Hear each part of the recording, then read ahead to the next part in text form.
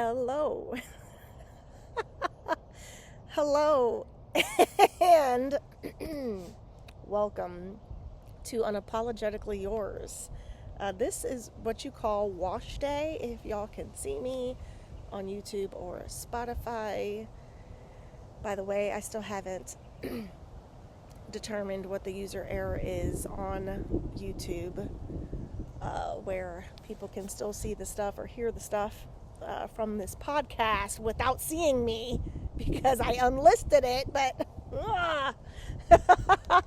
so here and in life, I give with my whole heart so others can show up as their true selves, loved without limits. And I am so excited because winter is back, even if it's just for the morning. And I am excited because it feels so good. I run hot. I have a tank top underneath here. I've got flip-flops on. And oh, by the way, tell me, how do you wear orthotics with flip-flops? Because I have been instructed, I have been tasked, I have been prescribed orthotics. Tell me you're old without saying you're old, but it does not have anything to do with my age. In fact, I perhaps shoulda, coulda been wearing them many years ago. So I have some kind of like a stress callus at the bottom of my left foot, and there's like a nerve impingement that happens, and then so that obviously changes how you walk, which obviously then changes how your hips are aligned or not aligned. And what is this thing next to me? There's some kind of bucket that was I'd never seen it before, and it was only half of it. Oh, because the other half is right there, or a quarter, third. Weird. All right, y'all. Okay. Okay, so loving it. Loving the cold. I love it. All right, what's going on? What did I want to share? So it's today. Happy St. Patty's Day, y'all. I probably have green on in here, so nobody pinch me. I made sure that my kids are all clad in green in case that old-time, perhaps archaic tradition still exists. And I will make sure that I wear green today. Some kind of how. I have a couple of green things. I've got this green top with gold buttons. I've got a green dress, which I will not be wearing. I have another green ensemble. That's too much. We'll see. I have green pants. Yes, that's what I will do. They're this like kind of like a khaki shade of green. You know what I'm talking about? Like the army green, sort of, but it's pastel. All right. I was very excited because Jacob took the kids to school, and so then I was like, I haven't done an episode in a while. Let me do this episode. And what should I talk about? And I thought about this whole orthotic thing, which I've already mentioned, and so that's almost like done. So I can't do a whole podcast about that. I mean, I suppose I could, but that wouldn't be probably fair or right. So I was just feeling excited without even taking my energy drink powder stuff. I have discovered that I'm probably about, how many inches is this? Between 4 and 6 inches of new growth. So the straight at the end is from being relaxed. I am going to wash my hair. That's why I said it's wash day. I try to go as long as possible without, because it's just so much. My hair is so, it's like thick. It is really like dense. It is super dense. I remember the first time I got my hair relaxed. I was a teenager, and it was a neighbor down the street, and she parted my hair in the back and was just befuddled, dumbstruck by how much more hair that was remaining. It was brutal for her. My daughter has very fine hair. It might thicken up as she gets older. My mother's hair was super thick. So I imagine that will happen, but right now it does not take much to tame her hair. The biggest thing is just because it is so fine, the tangles that inevitably come and very quickly. Okay, what of worth, what of note is there to discuss?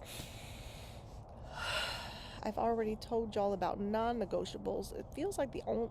No, that's not fair. I was going to say the only one that I've done consistently is this...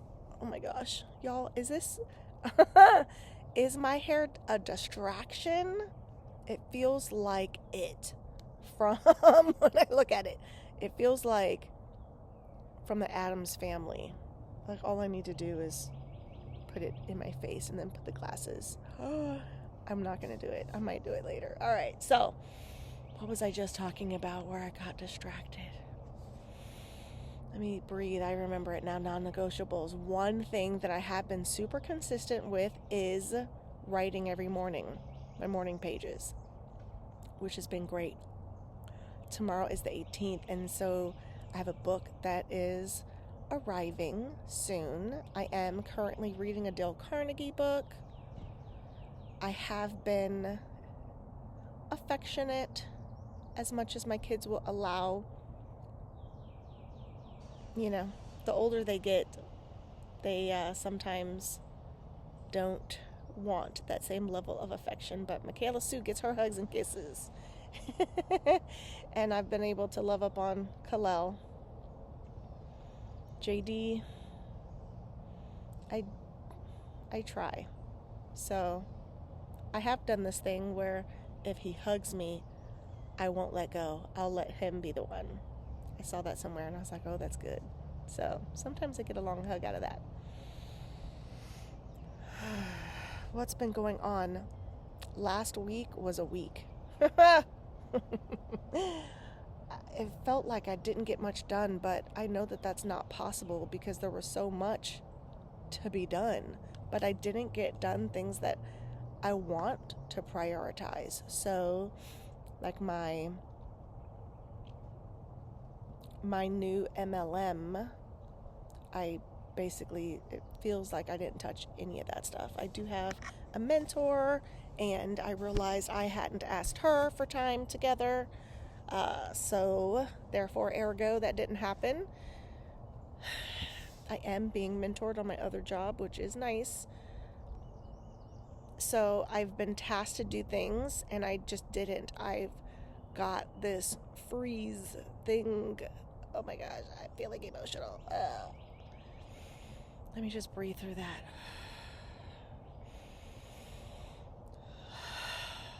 All right.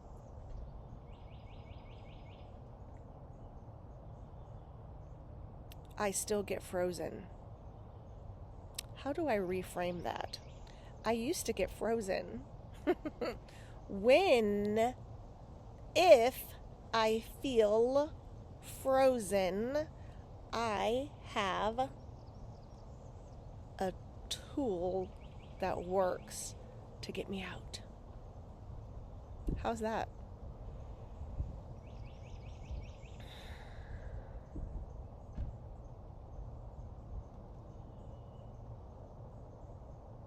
The last couple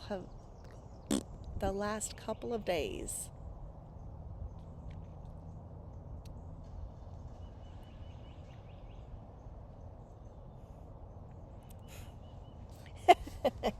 there are times where I go to share something, and then in those moments I feel like I can't share that, but then I do anyway. So that's what you may have just seen. I'm enjoying the cold weather and doing a podcast episode. Yes, sir.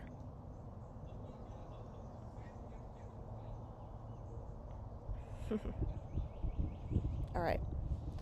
My neighbor worried about me. This beautiful, what is this? Is it a scarf? Is definitely not shielding from the cold. Okay, so the last couple of days have been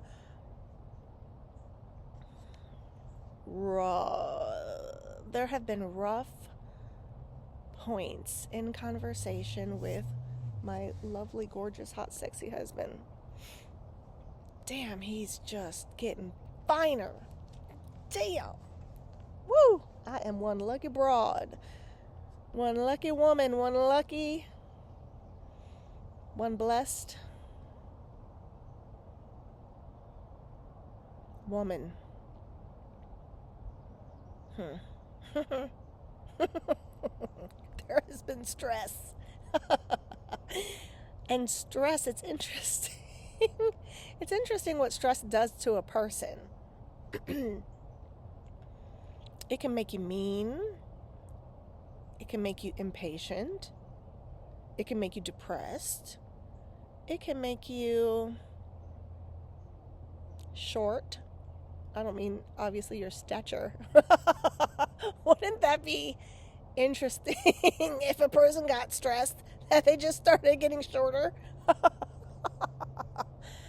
Oh, wow.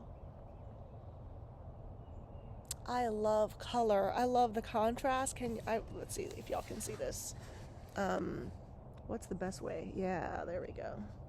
Look at my view that I just got stuck at. This green with the rolling clouds. Isn't that lovely? That's what I just got caught up on.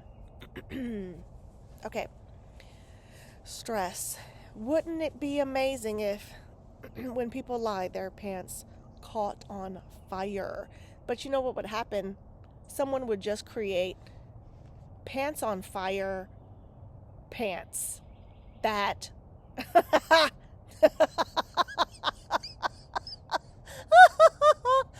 that made it to where they don't combust. Do you know what I mean? Like they would just create something. Invention. It's so interesting. Things that are invented, how certain needs or whatever desires turn into things that are created. But yeah, man, that would be so freaking, that would be awesome. Maybe a certain level of lie. You know what I mean? A certain level of lie would just make like a combustion style, or if their nose just kept getting longer. Do you know what I mean? But then I feel like there would just be some other creation that was made, like how people can cheat a lie detector test. Apparently, I could not do that. In fact, I was forced to do a lie detector test. I'm gonna call it 15 years ago. Almost 15. Something like that. No, maybe, 15. Let's just call it 15 years.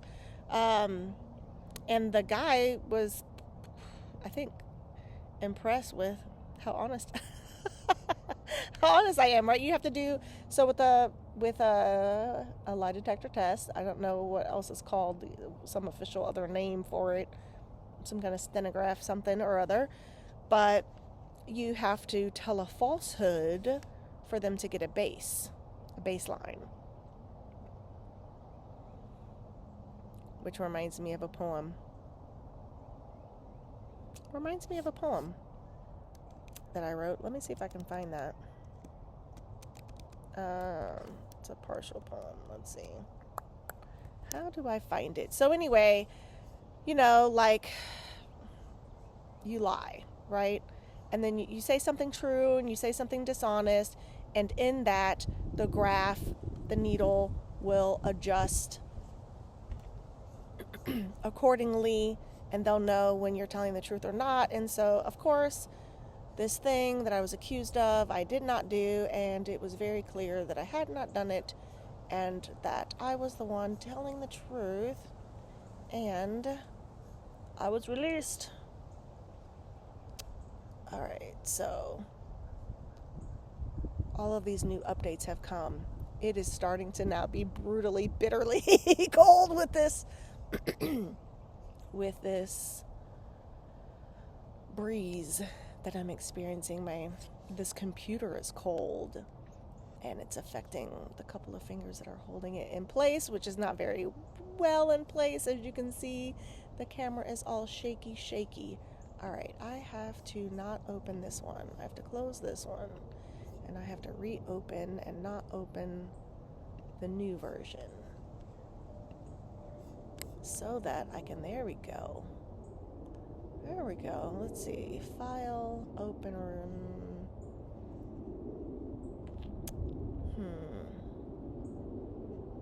Maybe it's this one. All right. Okay. I sit in your chair, spotlight inquisition. The cord is wrapped in its proper position. The floor mat is fitted with subtle precision. Your eyes, they bore into mine as you faithfully test my decline. I lie, on purpose, a baseline service. But you know, just watching my eyes, whether or not I'm truthful. Your expertise in the field proves useful. You ask your questions, ignore my suggestions, command me to yeses and nos, and further you probe. I try to look away, know where to go. I know that I must stay in the chair, which is also fitted with tools that are hidden, omitted from sight, but I dare to move and am met with resistance. I'm stuck. All right, that's my poem. So, there are ways, right, that people beat the polygraph. There we go. That's what it is. There are ways that people beat it.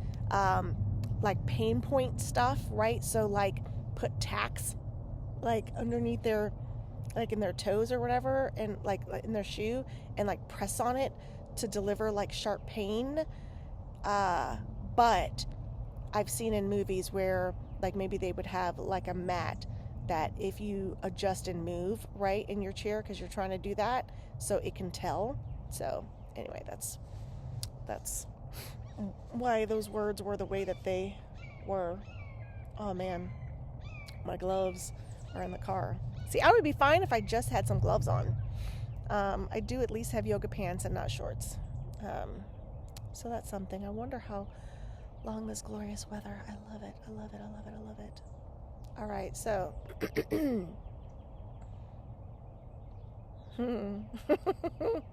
I was thinking about a story I saw, probably social media, where a woman was thanking whoever it was probably like a family friend, for telling a lie, telling that woman's child that when they lie, their eye color changes. So then when the child would lie to the mom, he would close his eyes, which is hilarious.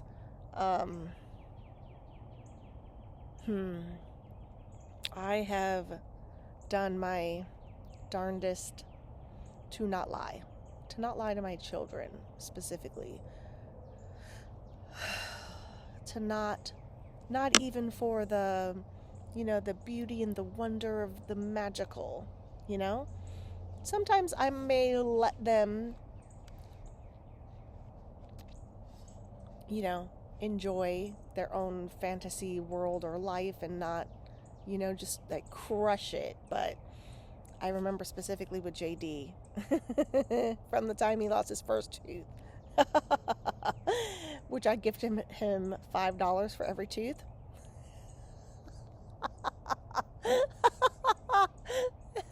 Which reminds me of a Bluey episode when the dad bandit found out that his wife was giving Bluey $5.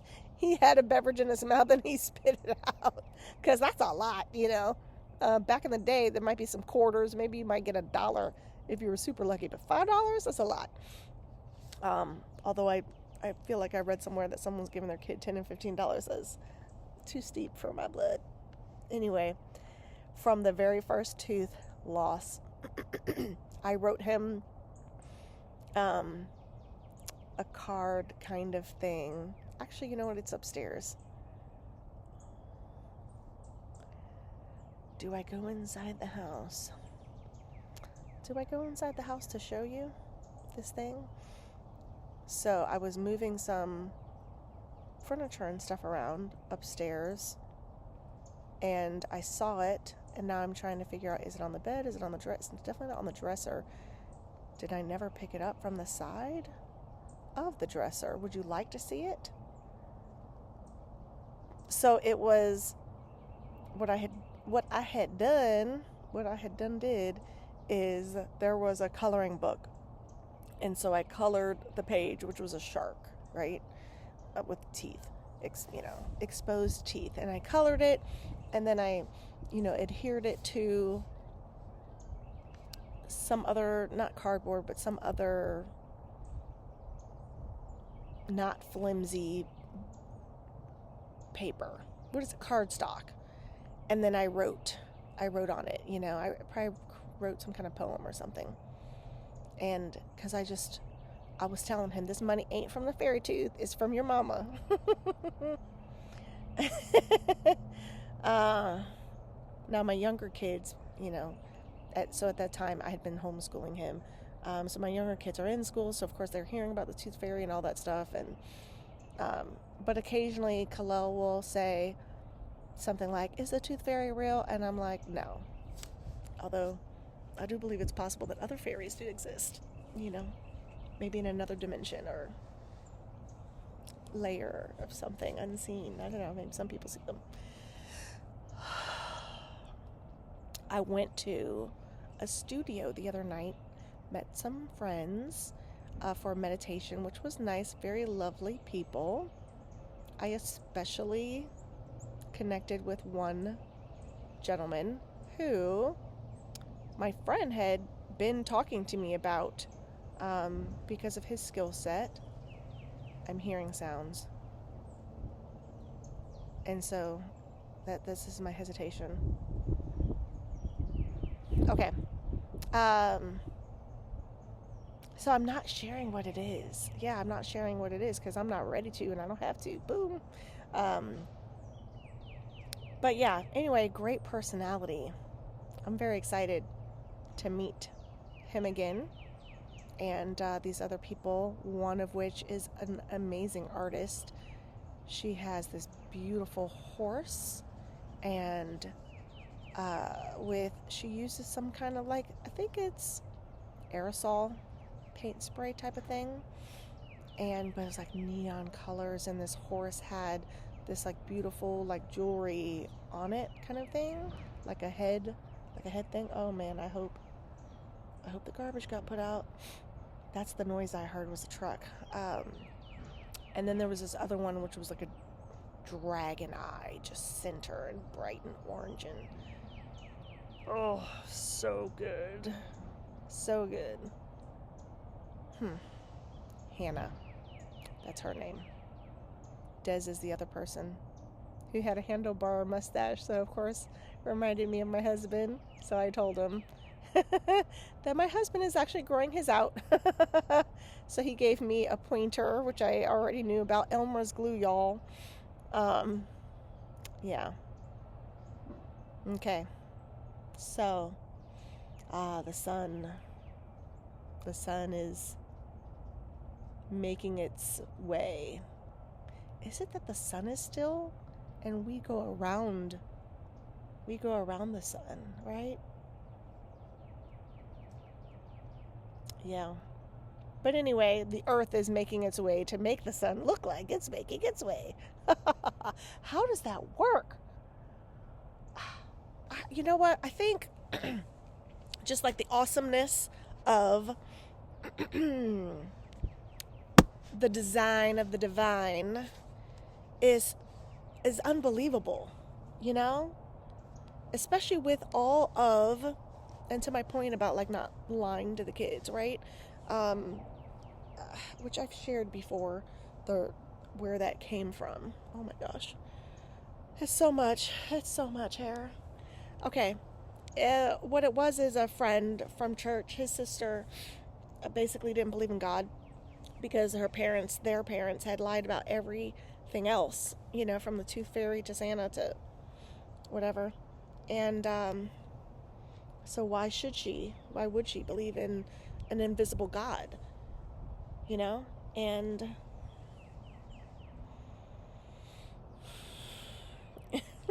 I'm desperately trying to get back to whatever my original point was, but I am tapping into the genius of my perfect brain. Brain, you're perfect. I adore you, brain. Give me back my sentence. Okay, so yes, thank you. Oh, it worked. Okay, so I understand why people would think the earth is flat, right? Or that, we're in a dome,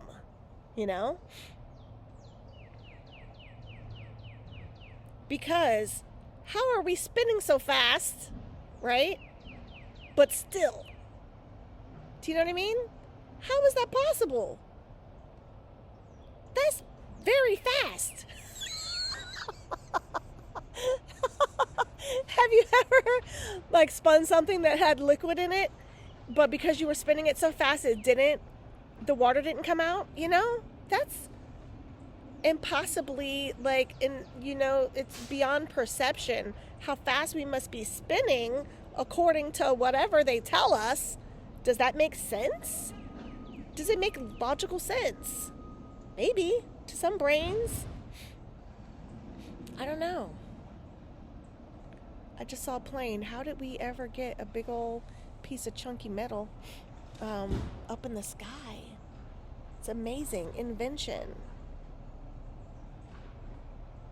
And how come they haven't made a windshield that will turn dark with the glare of the sun? A lot of people have thought of that besides me. Put your prescription. Your glasses prescription in the windshield.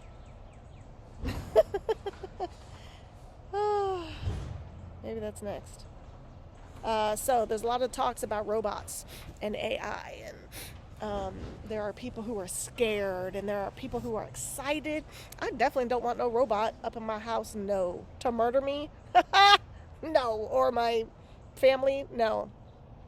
To do my dishes? Yes. To fold the laundry? Yes. To clean? Yes. But no. No. Jacob is anti as well. It's interesting, the conversations that we had recently about that. There are certain things that because he would never, so he can't fathom why someone would, or why the powers that be, if you will, would want to destroy humanity, would want to knock off, 2/3 or whatever of the population, kill them with whatever, right? To put us in a position of riots and war. He doesn't understand cannot conceive of the issue of the greed and power that are in their souls to wreak havoc and chaos. I don't understand it myself, but I can, some people just don't want to share. They don't want you to have what they have. They want to be on top of you, above you. They want someone below. It's not, they don't want to friggin' share. Maybe they didn't share their toys growing up. I don't know. But there is definitely something in that. And definitely something about not wanting certain people groups to have, or amass wealth. I don't understand why there are people who do support genocide. And I'm not even getting political. I'm not talking about the wars, right? that are going on currently or have been. I'm talking about the war on just literal humans with cancer, right? And other diseases. Surely they have cures. Surely. Surely. And people who invent certain things have been disappeared. Why? Like, the part that I don't understand is, okay, you're worried about population, right? So there's too many people and there's going to be a shortage, let's say, right? If you just follow me down this, is it a rabbit hole? Pollution, weather systems, soil, right? The food that we eat doesn't have, what it used to based on the corruption of the soil, right? So if we allow all these people to live, then they will consume all of these resources that are needed. But what if these people that are being murdered by diseases that there are cures for, what if they were the person who would invent some other thing,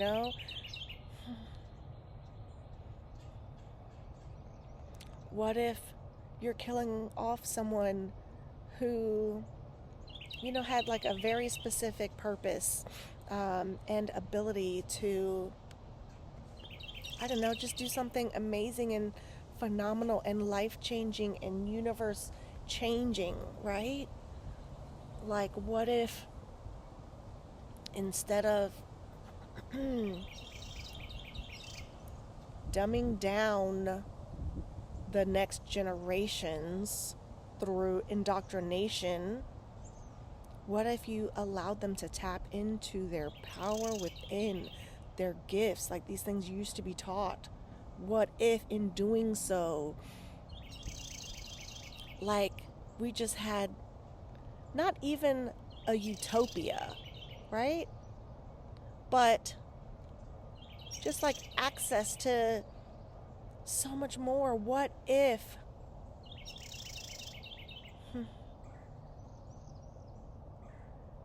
What if?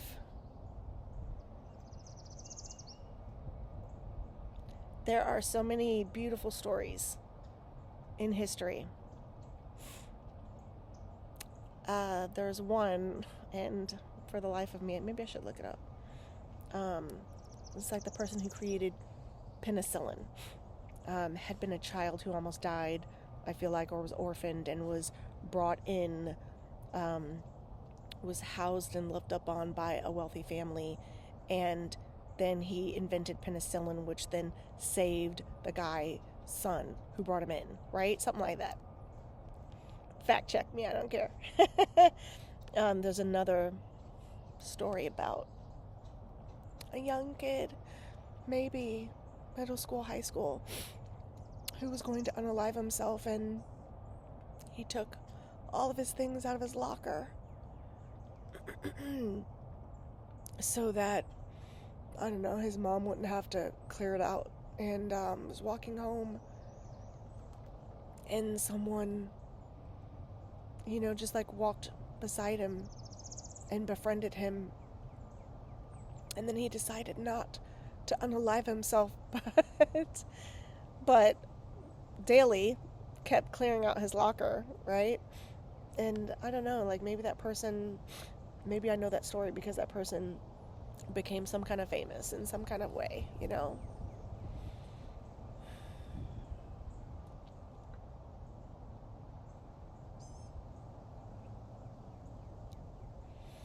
I really do believe that love is the answer. Love. But there's so many people who are hurting deep, deep wounds.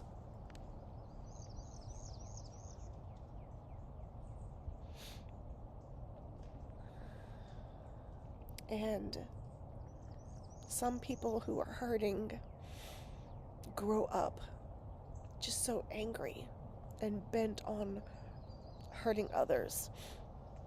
Some have been hurt and that's all they know, and there's maybe no feeling at all. It's not even anger. Maybe it's apathy. Maybe it's this is their lot in life. There are some people who are hurt who then grow up to be people who try to fix others, to heal others, which is really, an attempt to heal their younger selves.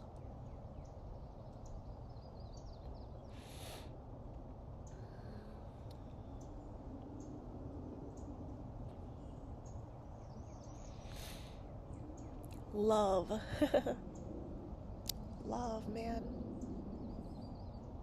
Real love, but some people don't know what that is. Just fighting from birth, fighting from youth. And parents pass down their tragedies literally, genetically, in utero as well. And sometimes they can't give what wasn't modeled. And sometimes they do. Sometimes the pendulum swings so far the other side. But either way, it's like, no matter how good or perfect or how hard you try, sometimes kids, at least at a certain age, they reject all of it, Which I guess is also by design so that they can become autonomous and have their own agency and, what a world, what a life, I don't know. I would like to spread more love. I would love to give more love, show more humanity. And I do. And I mess up too. Last night, there's a couple times I snapped at the kids. I immediately apologize, and that doesn't, take away the impact, but it does at least, I don't know, show something like that we're human, that they're human, that I'm human, that I make mistakes, that I can own them. And,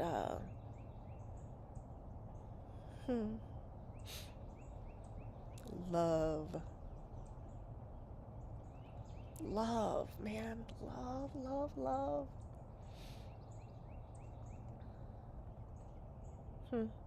What do you think about love?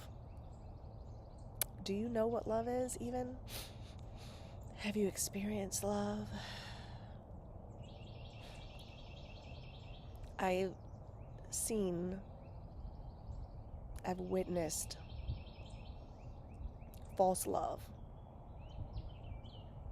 I've been exposed to people who use the idea of love, who weaponize it, really.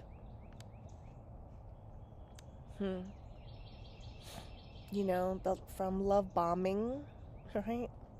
From love bombing to breadcrumbing. To saying the words, but the actions not being there. If someone's asking for water, hey, could you get me a glass of water? And then they bring you a teddy bear, stuffed animal. Okay, that's cute. That's not what I wanted. I saw a video that illustrated this. Can I please just have water? And then come back with money. It's a lot of money. Maybe you could use the money, but really you're freaking parched. You're dehydrated, and all you want and need is water. And they keep bringing you something else. That's not love. That's not care. That very well may be, a cousin to gaslighting.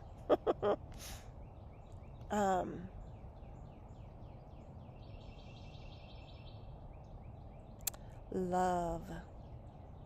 What does love look like to you? What are ways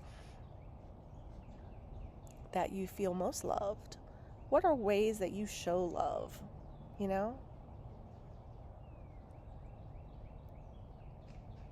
Love is so powerful. Love is what a mom has when she's able to lift up a vehicle, right, that weighs a ton or 2 tons, whatever it is, like 2,000 pounds, that's a ton. to save her child, you know, which doesn't mean that the person who couldn't lift it didn't have the love, but man, like to tap into that kind of power. Love is love is me not striking my children in the moment of being struck. But it doesn't mean that when I instinctively, maybe that's not the word, reflexively did that I didn't love my child. Love is realizing the person you're fighting with is the love of your life and you don't want to fight anymore, and so you just give up, the idea of winning, Love is sometimes sacrificing something that you want for another. Sometimes it is. Sometimes love is not sacrificing yourself to give to another. That is likely one of the greatest loves for yourself. I am a firm believer as I dig deeper and dive into this place of loving myself, and trying to model that for my kids and friends, to choose themselves, to choose peace, to choose quiet, to say no to others. There's something really magical that happens when you tell someone no, depending on who that someone is, right? Because I just thought of like 3 different scenarios that would be really bad, right? If you're in an abusive relationship with someone, whether it's a partner or a parent, a child, etc. But there's something really powerful that happens. The person who called you, for instance, who needed help, needed you to do something, needed you or asked you to drop everything. When you say no and you mean it, they call the next person and they keep calling and they work it out. They figure it out. It gets done without you. Like, it's okay. The world will apparently still keep spinning. I don't understand that. I would like to understand the spinning of the world. Can a science expert, reach out to me, please? Comment here. Tell me, how does this work? How do y'all know? All right. I have, I think, just enough time to wash my hair because it's wash day. Thank you so much for listening, joining, and I look forward to seeing you again, and we'll close out, if I can remember it, the question, what if me being unapologetically me? What if it'll set somebody else free? What if it sets you free? I don't know. Tell me more. Talk to you soon.